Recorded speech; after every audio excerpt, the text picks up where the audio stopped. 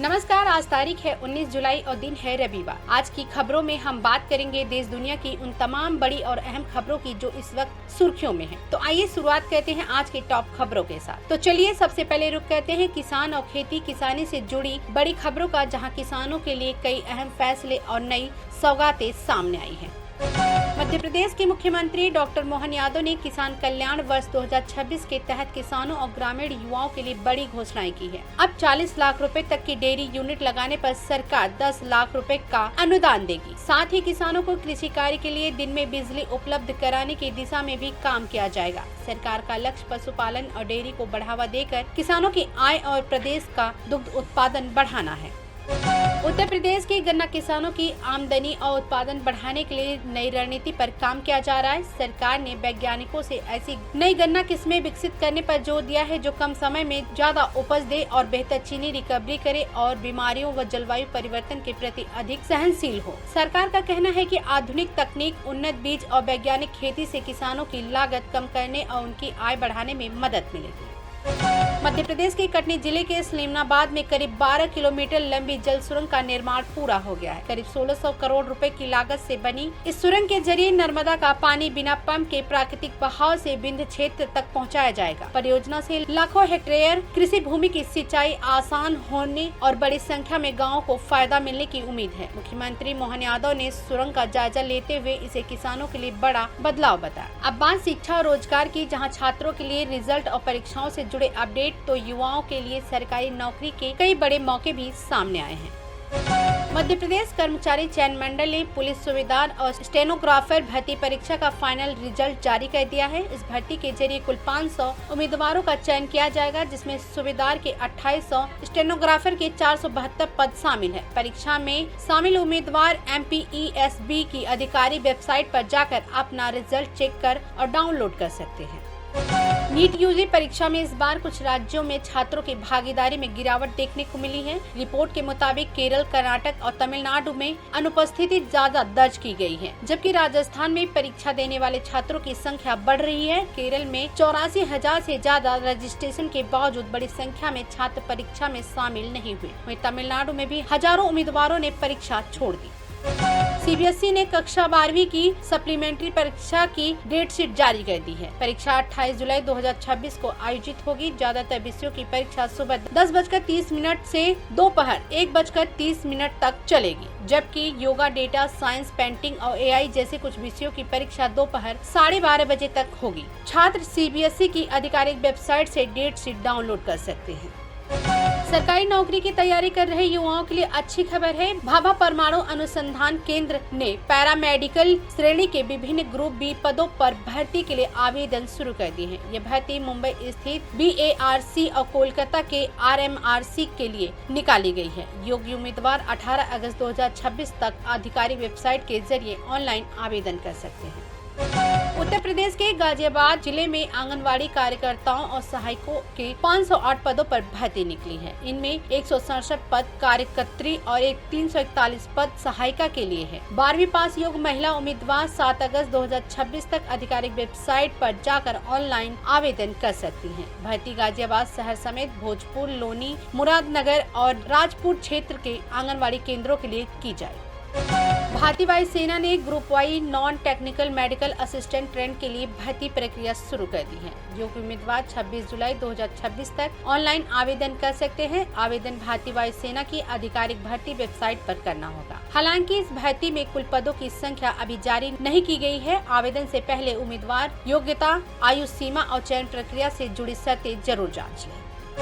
अब रुक करते हैं अगली भर्ती पर। रेलवे भर्ती बोर्ड ने टेक्नीशियन ग्रेड फर्स्ट और ग्रेड थर्ड के 6,557 पदों पर भर्ती निकाली है। इच्छुक उम्मीदवार 29 जुलाई 2026 तक ऑनलाइन आवेदन कर सकते हैं। ग्रेड फर्स्ट में शुरुआती वेतन 19,200 रूपए और ग्रेड थर्ड में 19,900 रूपए प्रति माह होगा। पद के अनुसार शैक्षणिक और तकनीकी योग्यता निर्धारित की गई है, जबकि आरक्षित वर्ग के उम्मीदवारों को नियमों के मुताबिक आयु सीमा में छूट मिलेगी। अब रुक करते हैं दुनिया की बड़ी खबरों का, जहां युद्ध से लेकर कूटनीति और भारत के लिए बढ़ती वैश्विक चुनौतियों तक कई बड़े घटनाक्रम सामने आए हैं। मेक्सिको के पेट्रो मादेरो के पास 7.4 तीव्रता का शक्तिशाली भूकंप आया। यूएसजीसी के मुताबिक भूकंप का केंद्र करीब 10 किलोमीटर की गहराई पर था, जिसके चलते मध्य अमेरिका के कई इलाकों तक तेज झटके महसूस किए गए। शुरुआती जानकारी में किसी बड़े नुकसान की पुष्टि नहीं हुई है। प्रशासन और राहत एजेंसियां अलर्ट पर हैं। वहीं सुनामी के संभावित खतरे का भी आकलन किया जा रहा है।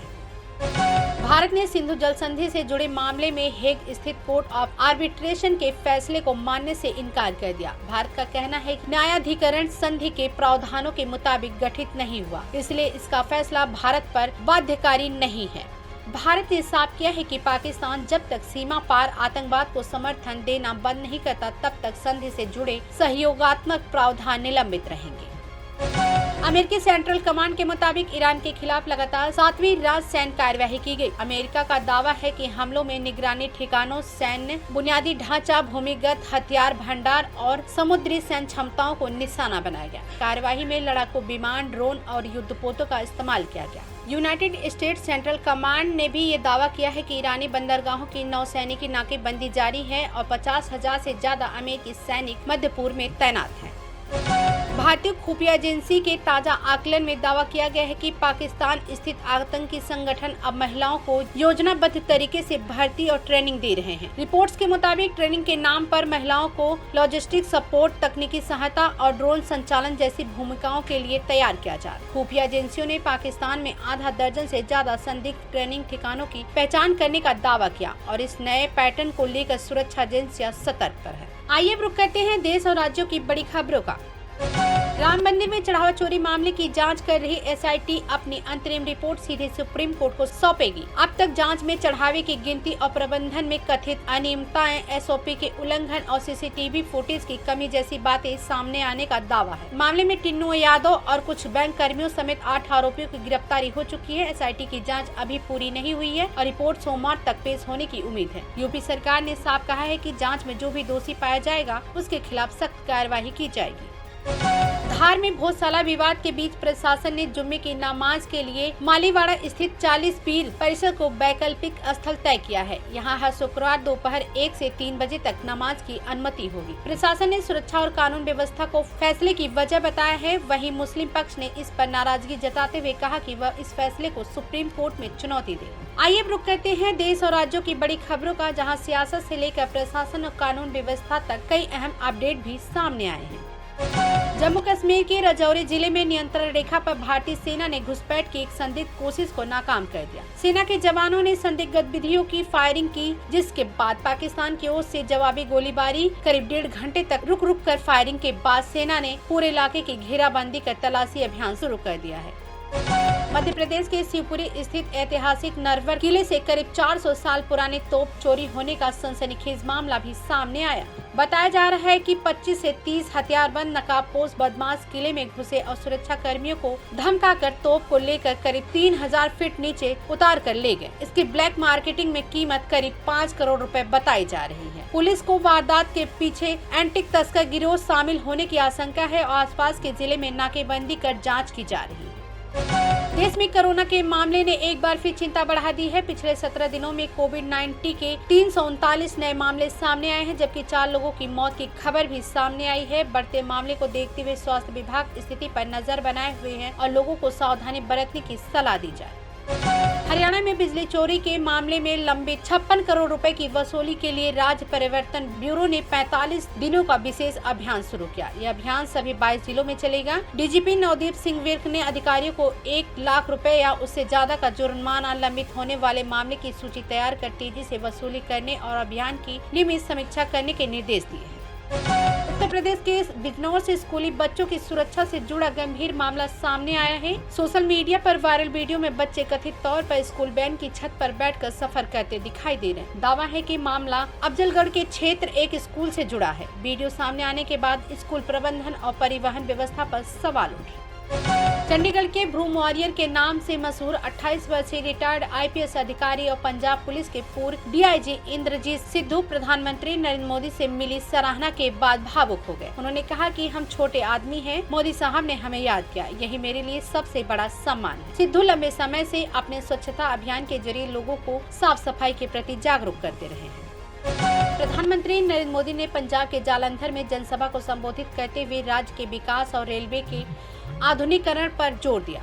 उन्होंने कहा कि हरियाणा के जिंद में देश की पहली हाइड्रोजन ट्रेन को हरी झंडी दिखाने के बाद अब अमृतसर के छेहरटा में वाराणसी के बीच संत रविदास एक्सप्रेस की शुरुआत की गई है। पीएम मोदी ने कहा कि पंजाब में बीजेपी सरकार नहीं होने के बावजूद केंद्र की एनडीए सरकार राज्य के विकास में कोई कसर नहीं छोड़ रही। केरल के तिरुवनंतपुरम में कांग्रेस सांसद शशि थरूर एक होटल के लिफ्ट में करीब 14 मिनट तक फंसे रहे। सूचना मिलने पर फायर एंड रेस्क्यू टीम मौके पर पहुंची और हाइड्रोलिक स्प्रेडर की मदद से लिफ्ट का दरवाजा खोलकर उन्हें सुरक्षित बाहर निकाला। रेस्क्यू के बाद मुस्कुराते हुए थरूर ने कहा कि वह पूरी तरह ठीक है। अब चलते हैं मनोरंजन जगत की ओर, जहाँ फिल्मों, सितारों और बॉक्स ऑफिस से जुड़ी कई बड़ी खबरें सुर्खियों में है।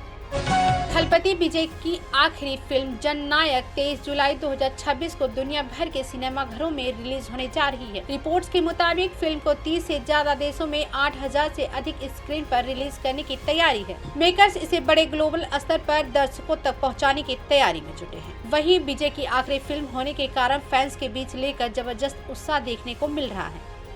दिल्ली के जंतर मंतर पर सोनम वांगचुक की भूख हड़ताल के बीच अभिनेता आमिर खान ने उनकी सेहत को लेकर चिंता जताई। आमिर खान ने कहा कि उम्मीद है वांगचुक जल्द अपना अनशन खत्म करेंगे। साथ ही साफ किया है कि फिल्म 3 इडियट्स सोनम वांगचुक पर आधारित नहीं थी और फिल्म बनते समय वह उन्हें जानते भी नहीं थे। वहीं वांगचुक ने कहा कि वह 20 जुलाई तक हर हाल में जिंदा रहना चाहते हैं, क्योंकि उस दिन उनके समर्थकों का संसद मार्च प्रस्तावित है। सलमान खान के बाद अब अभिनेता आमिर खान को लॉरेंस बिश्नोई गैंग के नाम से कथित धमकी मिलने का मामला सामने आया है। सोशल मीडिया पर आरजू बिश्नोई और टाइसन बिश्नोई के नाम से वायरल एक पोस्ट में आमिर खान की निजी जिंदगी को लव जिहाद बताते हुए धमकी दी गई। हालांकि इस पोस्ट और कथित ऑडियो की स्वतंत्र रूप से पुष्टि नहीं हुई है। रणबीर कपूर और साई पल्लवी की मोस्ट अवेटेड फिल्म रामायण को लेकर अभिनेता अनु कपूर ने प्रतिक्रिया दी है। उन्होंने कहा कि फिल्म तकनीक के मामले में रामानंद सागर की रामायण से भव्य हो सकती है, लेकिन उन्होंने माता सीता के किरदार में साई पल्लवी की कास्टिंग पर सवाल उठाया। अनु कपूर ने कहा कि सीता को देश में मां का दर्जा दिया जाता है और दर्शकों को इस कास्टिंग पर खुद विचार करना चाहिए। अजय देवगन की मल्टी-स्टार कॉमेडी फिल्म धमाल 4 ने बिना बड़े प्रमोशन के भी बॉक्स ऑफिस पर शानदार शुरुआत की। फिल्म ने पहले दिन 14 करोड़ और दूसरे दिन 22 करोड़ और तीसरे दिन 28 करोड़ रुपए की कमाई की। बड़े ग्लोबल मुकाबले के बावजूद फिल्म को दर्शकों का अच्छा रिस्पांस मिल रहा है। रूस से कच्चा तेल खरीदने वाले देशों पर अमेरिका सख्ती बढ़ाने की तैयारी में है। अमेरिका संसद में पेश एक प्रस्तावित विधेयक के तहत भारत और चीन समेत कुछ देशों पर 100% तक टैरिफ लगाया जा सकता है। अमेरिका का तर्क है कि रूसी तेल से मिलने वाला पैसा यूक्रेन युद्ध में इस्तेमाल हो रहा है। भारत के विदेश मंत्रालय ने कहा कि सरकार इस प्रस्ताव और उससे जुड़े घटनाक्रम पर लगातार नजर बनाए हुए है। अमेरिका और ईरान के बीच बढ़ते संघर्ष से होर्मुज पर खतरा बढ़ गया है। एसपी ग्लोबल एनर्जी की रिपोर्ट के मुताबिक भारत कच्चे तेल और एलएनजी की आपूर्ति बनाए रखने के लिए यूएई और ओमान के वैकल्पिक रास्तों का इस्तेमाल बढ़ा रहा है। वहीं मीडिया रिपोर्ट्स में दावा किया गया है कि ईरान ने चेतावनी दी है कि उसके तेल निर्यात को रोका गया तो फुजेरा और सऊदी अरब की ईस्ट वेस्ट पाइपलाइन जैसे वैकल्पिक मार्गों को भी निशाना बनाया जा सका है। रूस के विदेश मंत्री सर्गेई लावरोव ने यूक्रेन को लेकर बड़ा दावा किया है। उन्होंने कहा कि यूक्रेन दुनिया का इकलौता देश है जहां एक पूरी भाषा पर आधारित तौर पर प्रतिबंध लगाया गया है। लावरोव ने कहा अजरबैजान, आर्मेनिया और इजराइल का उदाहरण देते हुए दावा किया है कि वहां दूसरी भाषाएं बोलने की आजादी है, लेकिन यूक्रेन में रूसी भाषा को लेकर पाबंदियां हैं। कर्नाटक में प्रस्तावित greater Bengaluru integrated township project को लेकर सियासत तेज हो गई है। बीजेपी ने आरोप लगाया है कि परियोजना के लिए किसानों की उपजाऊ कृषि भूमि का अधिग्रहण किया जा रहा है। पार्टी ने प्रोजेक्ट को रद्द करने के साथ साथ ही विरोध कर रहे किसानों पर दर्ज मामले वापस लेने की मांग की है। उत्तर प्रदेश के बरेली से एक महिला प्रेम प्रसंग और पारिवारिक विवाद के चलते 100 फीट ऊंचे मोबाइल टावर पर चढ़ गई। महिला अपने प्रेमी को बुलाने की मांग पर अड़ी रही। करीब 7 घंटे की मशक्कत और कुछ मांगे मानने के आश्वासन के बाद पुलिस ने उसे सुरक्षित नीचे उतारा। महिला ने पुलिस से कहा कि वह पति के साथ रहेगी, लेकिन प्रेमी को भी नहीं छोड़ेगी। भारतीय क्रिकेट में जल्द बड़ा बदलाव देखने को मिल सकता है। रिपोर्ट्स के मुताबिक लॉर्ड्स का मुकाबला रोहित शर्मा का आखिरी वनडे हो सकता है। अगर कर्क की अध्यक्षता वाली चयन समिति 2027 वनडे विश्व कप को ध्यान में रखते हुए युवा बल्लेबाज यशस्वी जायसवाल को ज्यादा मौके देना चाहती है।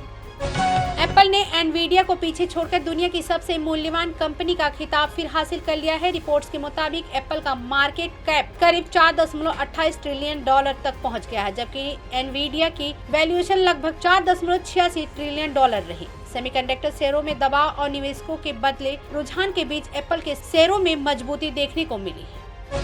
भारत में आने वाले समय में कागज की जगह पॉलीमर यानी प्लास्टिक के नोट देखने को मिल सकते हैं। मीडिया रिपोर्ट्स के मुताबिक आरबीआई ने पॉलीमर सबस्ट्रेट शीटों के लिए ग्लोबल टेंडर जारी कर दिया है और शुरुआत 10 और 20 रुपए के नोटों से ट्रायल किए जाने की संभावना है। हालांकि आरबीआई की ओर से नोटों के लॉन्च या 2027 में फुल स्केल रोल आउट की अभी आधिकारिक पुष्टि नहीं की गई।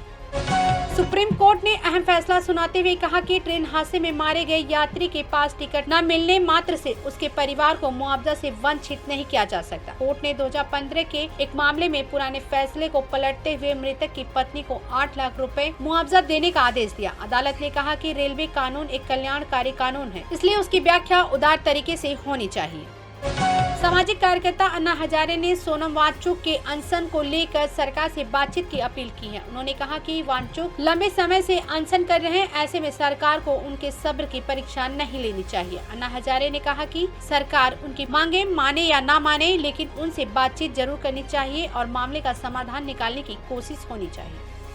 उत्तर प्रदेश के संभल में सरकारी जमीन पर कथित अवैध कब्जे के खिलाफ प्रशासन ने एक बड़ी कार्यवाही की है। बंजर भूमि की 312 हेक्टेयर जमीन पर बनाए गए इमाम बाड़े और मजार को बुलडोजर से हटाया गया। प्रशासन के मुताबिक यह निर्माण सरकारी जमीन पर अवैध कब्जा कर लिया गया था। पंजाब के अमृतसर में पुलिस कमिश्नर के आवास के पास स्थित होटल कंट्री यार्ड में भीषण आग लग गई। आग की सूचना मिलते ही दमकल विभाग की टीमें मौके पर पहुंची और आग पर काबू पाने की कोशिश शुरू कर दी। फिलहाल आग लगने की वजह किसी और के हताहत होने को लेकर जानकारी सामने नहीं आई। जापान ने भारत को अपनी अगली पीढ़ी की E10 series shinkansen high speed train देने पर सहमति जताई है। रिपोर्ट्स के मुताबिक 2030 के शुरुआती वर्षों में इन ट्रेनों की पहली खेप भारत पहुंच सकती है। तब तक Mumbai Ahmedabad high speed rail परियोजना की शुरुआती चरण में भारत में निर्मित हाई स्पीड ट्रेनों के इस्तेमाल की योजना है। मध्य प्रदेश के मुख्यमंत्री मोहन यादव ने राज्य में सामान्य नागरिक संहिता को लेकर बड़ा बयान दिया है। उन्होंने कहा, कोई तलाक कहेगा तो उठाकर जेल में बंद कर देंगे। 3 तलाक का जमाना चला गया, एक ही शादी करने का अधिकार होगा। मुख्यमंत्री ने कहा कि एक देश एक विधान की व्यवस्था के तहत हिंदू और मुस्लिम के लिए अलग अलग कानून नहीं होने चाहिए। मौसम विभाग ने उत्तर प्रदेश, बिहार, झारखंड, हिमाचल प्रदेश, पंजाब, हरियाणा, राजस्थान, मध्य प्रदेश, छत्तीसगढ़ और झारखंड, पश्चिम बंगाल और उड़ीसा, महाराष्ट्र, असम और मेघालय समेत कई राज्यों में भारी बारिश का अलर्ट जारी किया है। यूपी, बिहार में तेज आंधी और बारिश की आशंका है, जबकि दिल्ली एनसीआर में बारिश और तेज हवाओं को लेकर येलो अलर्ट है। वहीं पहाड़ी इलाकों में भी चेतावनी जारी कर दी गई है। पिथौरागढ़ में उत्तराखंड पुलिस ने ध्वनि प्रदूषण फैलाने वाले यातायात नियमों का उल्लंघन करने वाले वाहनों पर कार्रवाई की है। पुलिस ने दुपहिया वाहन से उतरवाए गए 52 मॉडिफाई यानी पटाखा साइलेंसरों को रोल चलाकर नष्ट कर दिया। पुलिस ने साफ संदेश दिया कि सड़कों पर तेज आवाज और नियमों का उल्लंघन करने वाले के खिलाफ कार्रवाई जारी रहेगी। गुजरात के अहमदाबाद में एक पटाखा फैक्ट्री में भीषण धमाके के बाद आग लग गई, जिसमें कम से कम 8 लोगों की मौत हो गई और कई लोगों के घायल होने की खबर है। हादसे के बाद इलाके में अफरा तफरी मच गई। मौके पर पहुंची पुलिस, राहत और बचाव टीमें फैक्ट्री में फंसे लोगों को बाहर निकालने और आग पर काबू पाने में जुटी। वेस्ट इंडीज के महान ऑलराउंडर सर गैरी सोबर्स का 79 साल की उम्र में निधन हो गया है। उनके निधन पर विराट कोहली और सचिन तेंदुलकर समेत कई दिग्गज क्रिकेटरों ने उन्हें श्रद्धांजलि दी। वहीं वीरेंद्र सहवाग ने उन्हें कंप्लीट खिलाड़ी बताते हुए याद किया। सोबर्स को क्रिकेट इतिहास में महानतम ऑलराउंडर्स में गिना जाता था। और आखिरी में बात करते हैं सितारों की। जानते हैं आज 19 जुलाई को जन्मे लोगों की राशि, स्वभाव और उनकी खास खूबियों के बारे में। आज 19 जुलाई के दिन को जन्म लेने वाले लोगों की राशि कर्क होती है, जिसका स्वामी ग्रह चंद्रमा माना जाता है। ज्योतिष के अनुसार इस दिन जन्मे लोग भावुक, कल्पनाशील और परिवार के प्रति बेहद समर्पित होते हैं। इनका स्वभाव सहानुभूतिपूर्ण माना जाता है। रिश्तों में ये निष्ठावान और भरोसेमंद होते हैं, जबकि वृश्चिक और मीन राशि के लोगों के साथ इनकी अच्छी अनुकूलता मानी जाती है। तो ये थी आज की प्रमुख खबरें। इनमें से कौन सी खबर आपको सबसे ज्यादा महत्वपूर्ण लगी, हमें कमेंट करके जरूर बताइए। ऐसे ही ताजा और महत्वपूर्ण अपडेट्स के लिए हमारे चैनल के साथ जुड़े रहिए। धन्यवाद।